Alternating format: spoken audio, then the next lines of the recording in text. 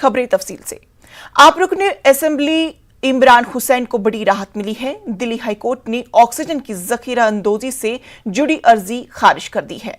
वाज़ेह हो कि इससे पहले दिल्ली हुकूमत ने दिल्ली हाईकोर्ट में हल्फनामा दाखिल किया था, जिसमें कहा गया था कि इमरान हुसैन ने दिल्ली सरकार के कोटे से ऑक्सीजन इस्तेमाल नहीं किया।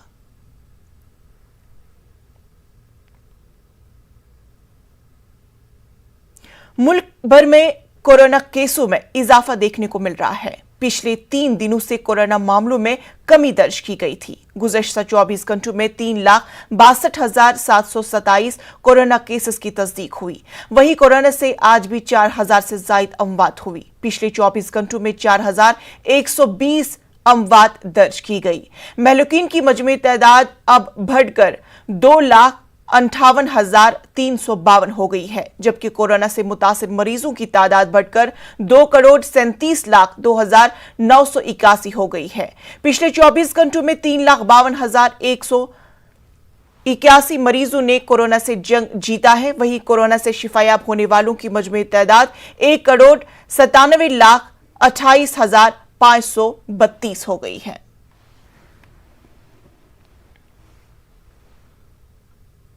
2 से 18 साल की उम्र के बच्चों को टीका देने की तैयारी तेज हो गई है। DCGIG ने आज बाकायदा ट्रायल की मंजूरी दे दी है। 525 सेहतमंद रजाकारों पर भारत बायोटेक कंपनी ट्रायल करेगी। दूसरे और तीसरे मरहले के ट्रायल को मंजूरी दे दी गई है।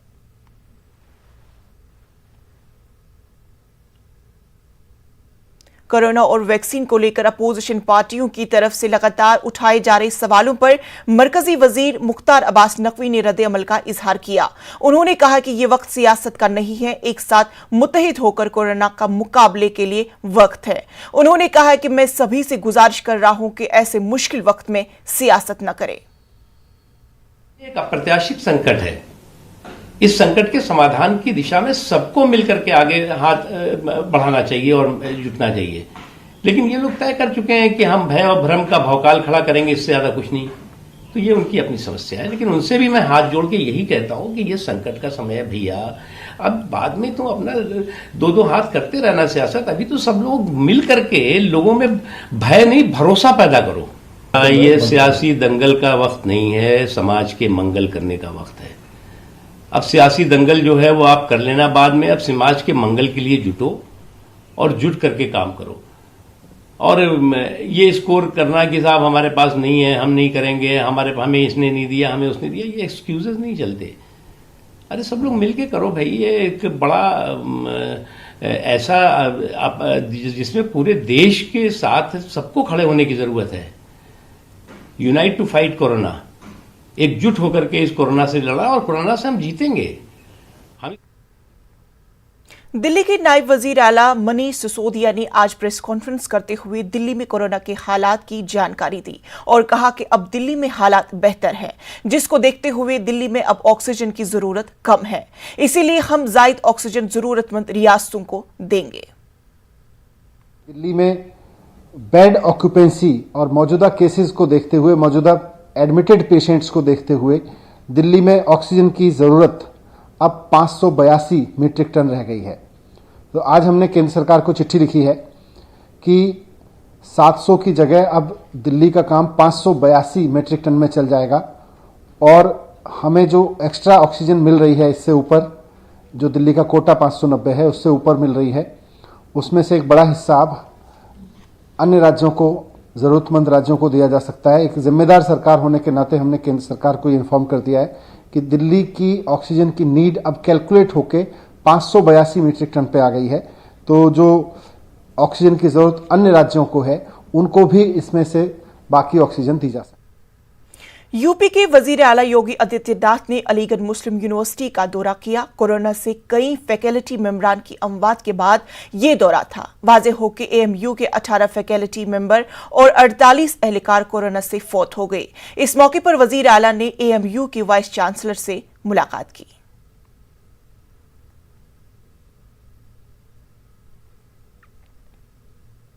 मध्य प्रदेश में कोरोना के कहर में बेसहारा हुए बच्चों का सहारा बनने का शिवराज सिंह हुकूमत ने बड़ा फैसला किया है। कोरोना की वबाई बीमारी में जिन बच्चों के सर से वालिदैन का साया उठ गया है, शिवराज सिंह हुकूमत ने न सिर्फ उनका सहारा बनने का ऐलान किया, बल्कि ऐसे बच्चों को माहाना पेंशन देने के साथ उन्हें मुफ्त राशन और मुफ्त तालीम देने का भी शिवराज सिंह हुकूमत ने फैसला किया।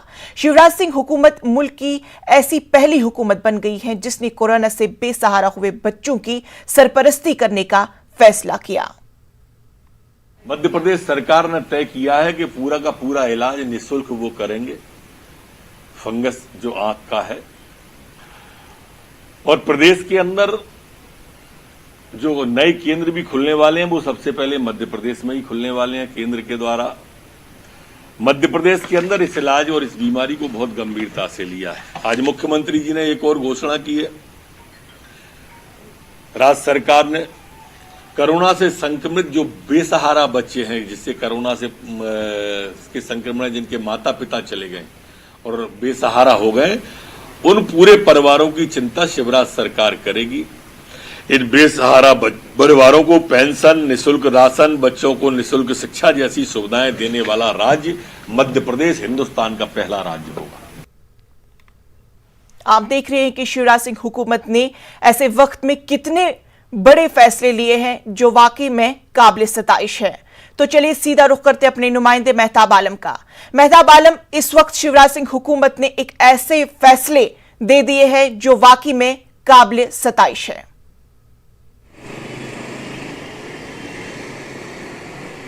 यकीनी तौर पर आज जो है शिवराज हुकूमत ने एक नहीं दो बड़े फैसले किए हैं। और एक पहला बड़ा फैसला यह है कि कोरोना कहर में वो बच्चे जो अपने सरपरस्तों से के सहारे से महरूम हो गए हैं, कि कोरोना ने इतना कहर ढाया कि बच्चों के सर से उनके वालिदैन का साया उठ गया।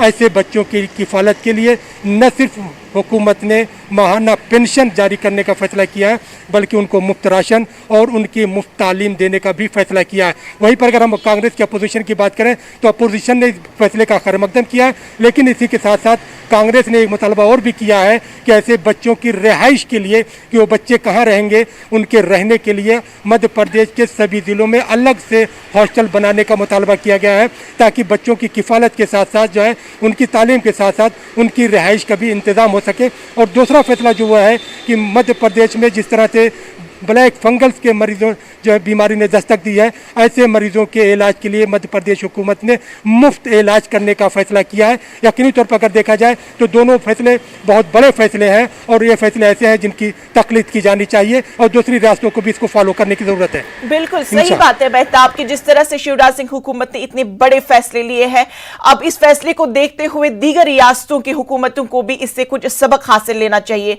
क्योंकि ये एक ऐसा वक्त है जहां पर सियासत करने की नहीं बल्कि एक दूसरे के साथ मुत्तहिद होकर कदम से कदम मिलाकर चलने की जरूरत है।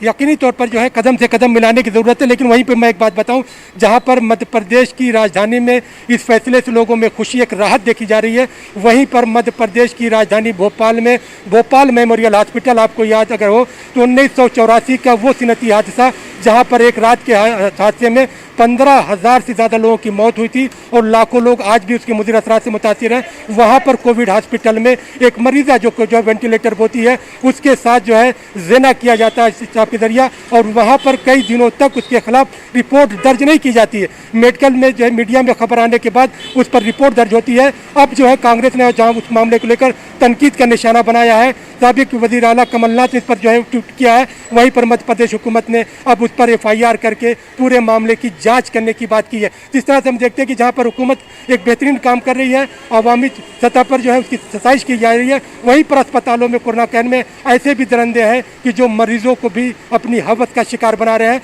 जिसकी जितनी भी मजम्मत की जाए वो कम है। और ऐसे लोगों के खिलाफ कैपिटल पनिशमेंट होना चाहिए, ताकि वो भी दुनिया के सामने एक नज़ीर बने कि अगर ऐसी कोई गुस्ताखी करता है तो उनके खिलाफ सजा यही होगी। बिल्कुल मेहताब, हम इस बात से बिल्कुल मुत्तफिक हैं कि ऐसे लोगों के खिलाफ सख्त कार्रवाई की जानी चाहिए। लेकिन सबसे अहम बात जो अब हम नई दौर से हम गुजर रहे हैं, जो कि ब्लैक फंगस की बीमारी अब कोरोना पेशेंट्स में आ गई है, तो अब शिवराज सिंह हुकूमत ने उनके लिए कुछ इक़दामात उठाए हैं।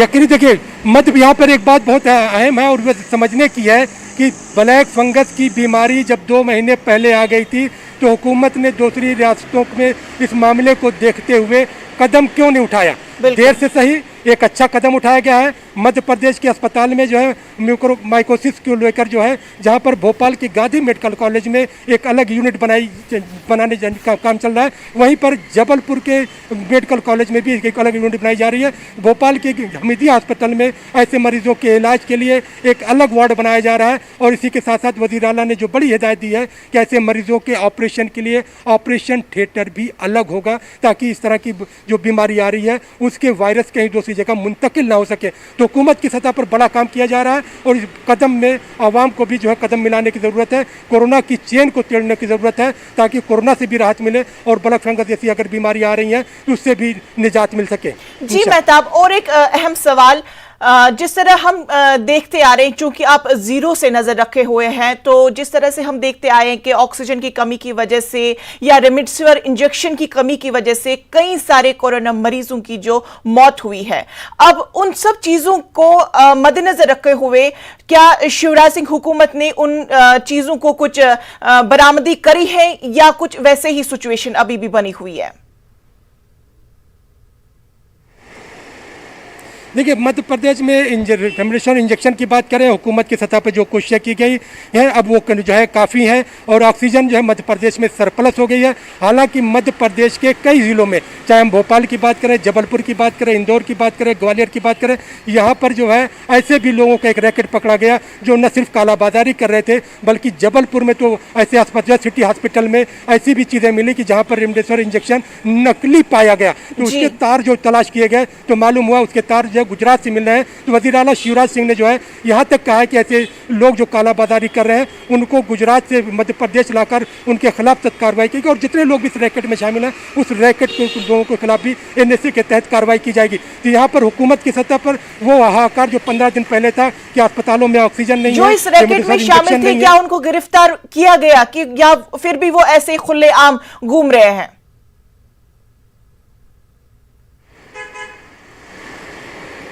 जी, जो इस रैकेट में शामिल थे, जो नकली रेमडेसिविर इंजेक्शन लोगों को प्रोवाइड करते थे, क्या उनको गिरफ्तार किया गया है?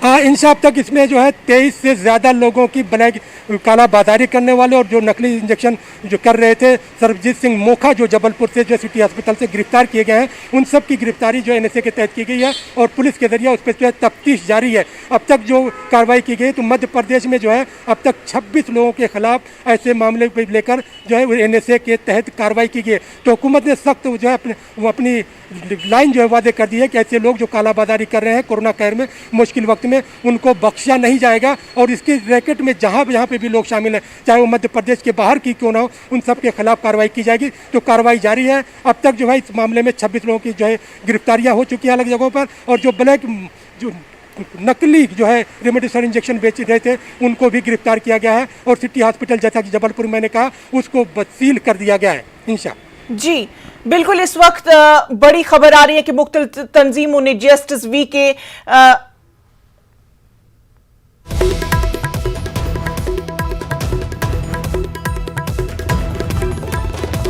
भोपाल से इस वक्त बड़ी खबर आ रही है कि BHMC में इंसानियत शर्मसार, कोविड मरीजा की हुई असमत दरी के बाद मरीजा की हुई मौत, जांच की मांग का किया जा रहा है मुतालबा। मुख्तलिफ तंजीमों ने जस्टिस वी अग्रवाल को लिखा खत। मेहताब, इस वक्त वाकई में बेहद इंसानियत की शर्मसार होने का वाक़ा आया है कि कोविड मरीजा की असमत दरी का वाक़या जो है वो पेश आया है। यकीनी तौर पर इस वाक़े की जितनी मजम्मत की जाए वो कम है कि भोपाल मेमोरियल हॉस्पिटल जो है ये उन लोगों के लिए बनाया गया था 1984 के गैस आने के बाद, जहां पर गैस आने के मरीजों के लिए इलाज किया जाएगा। और फिर जब कोरोना की वबा आई तो वहां पर कोविड केयर सेंटर बनाया गया। लेकिन इंसानियत इतनी गिर चुकी है कि कोविड की मरीजा जो वेंटिलेटर पर है और उसके साथ भी असमत दरी का वाक़या होता है। लेकिन अफसोस इस बात का है कि यह वाक़या जो है कि कई दिन पहले जो पेश आता है और उसकी जब मौत होती है उसके घर के लोग जो है वहाँ पे थाने में जाते हैं तो रिपोर्ट नहीं की जाती है, और जब मीडिया में खबर आती है उसके बाद कितनी शर्म की बात है कि हम लोग अभी इस सिचुएशन से गुजर रहे हैं और उसके अलावा भी इंसानियत का तार तार किया जाता है, इज्जत तार तार की जाती है। समझ में नहीं आ रहा है कि आखिर इंसानियत जो है वो कहां पे मर गई है।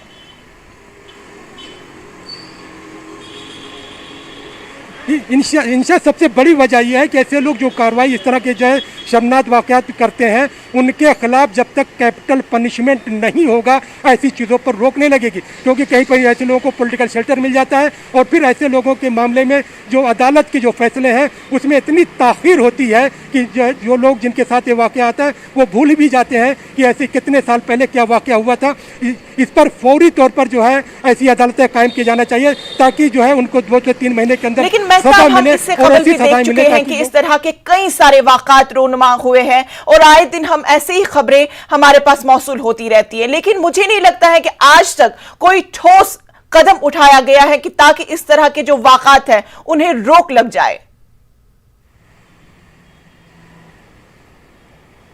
वही मैंने कहा कि इंशाअल्लाह ऐसे वाक़े तभी रुक सकते हैं जब कैपिटल पनिशमेंट होगा, ऐसे लोगों पर सियासत नहीं होगी। अब जिस तरह से भोपाल मेमोरियल हॉस्पिटल में जो वाकया असमत दरी का आया है, यहाँ पर भी सियासत जारी है। यहाँ पर भी अब भी ये कहा जा रहा है कि ऐसे मामले की जांच की जाएगी।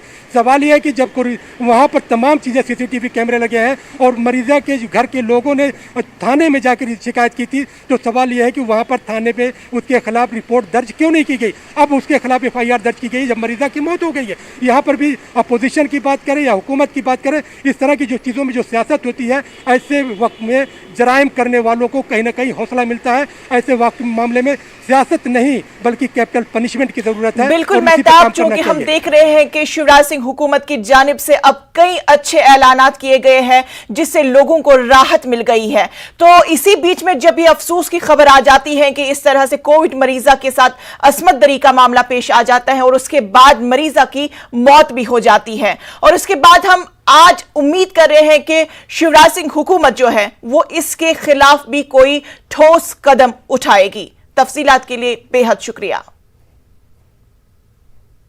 वक्त हुआ छोटे से वक्फे का, मिलते हैं कुछ और अहम खबरों के साथ। ब्रेक के बाद इस्तकबाल अब बात करते हैं मुंबई की, जहां कोरोना ने दूसरी लहर कहर बनकर सामने आई है। अमवात का सिलसिला हुनूस जारी है, कब्रिस्तान में जगह कम पड़ रही है। मुंबई के वाडला सनी कब्रिस्तान के बाहर एक ऐलान भी लगा दिया गया है, वहां इसकी इतला BMC को भी दी गई है। इसलिए लगाया गया है कि हमारी ये जो कब्रिस्तान है ऑलरेडी पहले से बहुत छोटी है, हमारे क्षेत्र में आबादी बढ़ती जा रही है। अभी कोविड आने की वजह से, कोविड-19 आने की वजह से उसकी जो बॉडी आने लगी, उसकी वजह से हमारी कब्रिस्तान अब फुल हो चुकी है लगभग। अब रेगुलर जो बॉडी आ रही है तो उसके लिए भी तकलीफ हो रही है। 18 महीने में BMC के हिसाब से बॉडी को खोदना चाहिए, तो हमको 14, 16 महीने, 17 महीने में खोदनी पड़ती है, जिससे बॉडी कच्ची निकलती है। तो हम ज़्यादा दिन तक ये हमको BMC ने भी इत्तला दी है अधिकारियों ने कि ये बंद हो सकती है, इसीलिए हम दूसरे कब्रिस्तान की मांग कर रहे हैं। कब्रिस्तान की कैपेसिटी है 1142, उसमें से 125 कब्रें जो है बच्चों की है, उसी 1142 में से 165 है वो हमने कोरोना के लिए रिज़र्व की थी। तो अब ऐसा है कि क्वांटिटी, जैसे कि महीने की पहले एवरेज आती थी 40-45 की, अब क्या हो गई क्वांटिटी महीने की बढ़ चुकी है, जो कि 60 से 70 बॉडीज़ आने लगी। उस कारण क्या हो गया है, जब हमको पता चला कि यहाँ पर क्वांटिटी बढ़ने का, कच्ची बॉडियाँ निकलने लगी, तो हमने BMC के DRK से मीटिंग की। जब DRK से हमने मीटिंग की 22 अप्रैल 2021 को, तो DRK ने हमें कंफर्म किया कि हाँ हमारे पास स्पेस की शॉर्टेज है। DRK ने खुद एक लेटर MOH को दिया हुआ है कि सर ये कब्रिस्तान कभी भी बंद हो सकता है। उसके बाद हम मूवमेंट में आए, हमने लोगों को इंटीमेट किया, बैनर लगाया कि यहाँ पर अगर ऐसी पेंडेमिक में बॉडी रेज होती रही या बढ़ती रही या थर्ड वेव आएगी तो इस कब्रिस्तान में जगह इतनी शॉर्ट हो जाएगी कि स्थानिक लोगों को यहाँ पे जगह नहीं मिलेगी। अब बात करेंगे केरल और कर्नाटक की, जहां साहिली इलाकों में आज ईद मनाई जा रही है।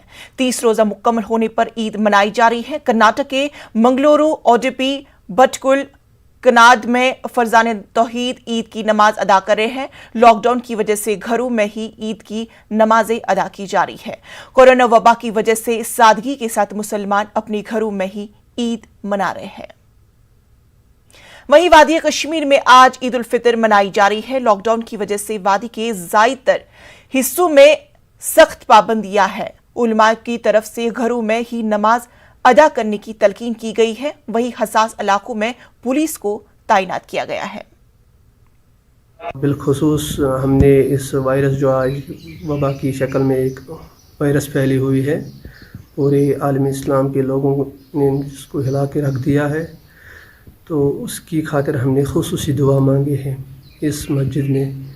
और बिल्कुल कम तादाद में लोग आए हैं। हमने लोगों को पहले ही कह के रखा था कि मास्क लगा के आइए, सोशल डिस्टेंस हमने बहाल रखी है और कम तादाद में लोग आए हैं, अपने ही मोहल्ले वाले, और वक्त पर हमने नमाज अदा की। एहतियात से इस ईद को मनाएं। इस पूरी दुनिया में कोविड-19 ने जो आज अपनी लपेट में ले रखा है, अल्लाह ताला से दस भी दुआ हूँ कि इस पेंडेमिक, इस वबाही सूरत हाल से हमें नजात मिले और इंसानियत को फिर एक बार अपनी हिफाजत फरमाए। इसराइल और हमास के बीच हमलों में अब तक मुतादिद जानें तलफ हो चुकी है। गजा पर इसराइली हमलों के नतीजे में अब तक 67 फलस्तीनी हलाक हो चुके हैं। इनमें 16 बच्चे और 5 खवातीन शामिल हैं, जबकि तशद्दुद के वाक़ात में 7 इसराइल हुए हैं। इस बीच इसराइली वजीर आजम बेंजामिन नेतन्याहू ने धमकी दी है कि हमला करने वालों से सख्ती से निपटा जाएगा। उन्होंने मजीद कहा है कि अगर जरूरत पड़ी तो फलस्तीनी मुजाहिरीन से भी सख्ती से निपटा जाएगा। ताज़ा तशद्दुद के दरमियान इसराइल की कई शहरों से भी तशद्दुद के वाक़ात की खबरें मौसूल हो रही हैं। इसराइल के शहर लुद में शदीद कशीदगी पाई जा रही है। लुद में अरब इसराइली बाशिंदों की अक्सरियत है। इसराइली शिद्दत पसंदों ने लुद में अरब शहरियों पर हमले किए और कई गाड़ियों को आग के नजर भी कर दिया, जिसके बाद सूरत हाल को काबू में लाने के लिए इमरजेंसी नाफिज करनी पड़ी।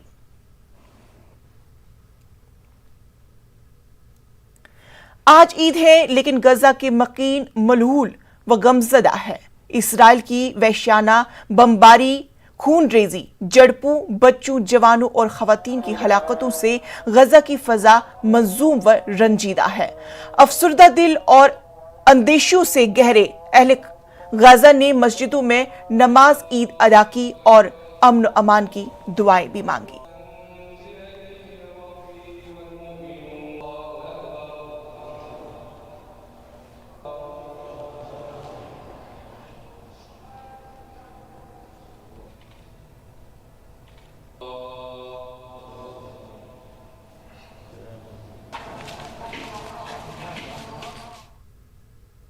हिंदुस्तान के 80 से जायद अरकान पार्लियामेंट, फनकारों और दानिश्वरों ने फलस्तीनियों के खिलाफ इसराइली मुजालिम की सख्त मजम्मत की है।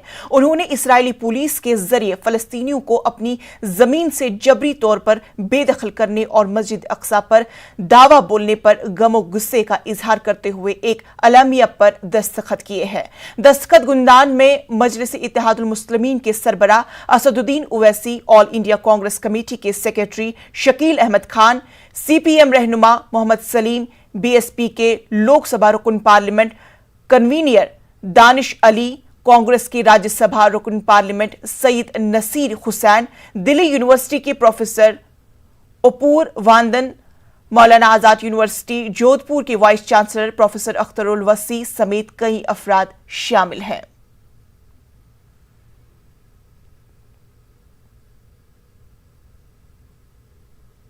कोरोना वबा के दौरान बाहमी इमदाद व इन्हसार का जज्बा मुस्तकिम हुआ है। मुल्क इस वबा से मुत्तहिद होकर मुकाबला कर रहा है।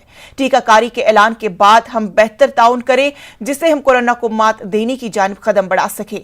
नेटवर्क 18 इस मुहिम में हर कदम आपके साथ रहेगा। जब तक सभी महफूज नहीं, तब तक कोई महफूज नहीं होगा। इसी सोच की बुनियाद पर हमारी मुहिम संजीवनी का मकसद ये यकीनी बनाना है कि वैक्सीन पाना सभी हिंदुस्तानियों का हक है।